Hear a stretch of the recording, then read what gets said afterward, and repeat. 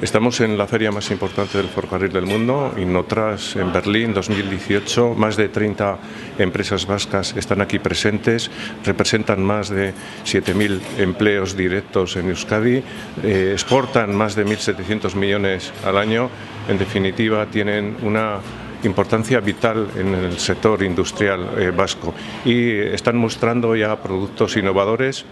No solo están y han demostrado cómo además están internacionalizadas, sino que están avanzando en proyectos de investigación y desarrollo que suponen grandes avances en la mejora de las prestaciones del transporte ferroviario, que en definitiva están contribuyendo y contribuirán cada vez más a la mejora de la accesibilidad y a la seguridad y en definitiva a la prestación de un servicio de transporte cada vez más seguro y de más calidad.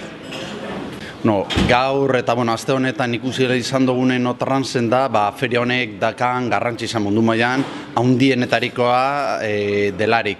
Eta ikusi izan da euskal enpresen presentzia handia izan dela eta beti gertatzen den moduan maila goreneko produktu eta zerbitzuak eskainiz mundu mailan dituzten beste konpetidorekin batera beraien produktuak eskainiz.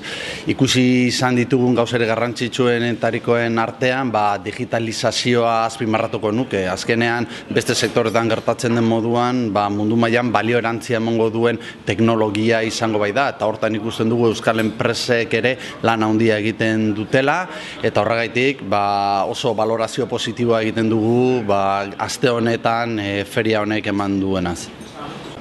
La valoración que hacemos desde SPRI Gobierno sobre esta feria es muy positiva.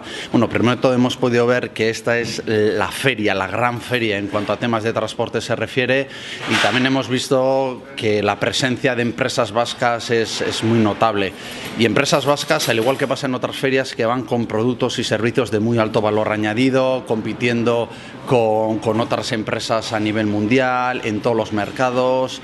O sea que por lo tanto la valoración es muy positiva y como resaltar diría el tema de la digitalización, tema que se repite en todos los sectores y en todas las ferias y en eso también hemos visto que la parte vasca, las empresas vascas están haciendo un muy buen trabajo y compitiendo al máximo nivel.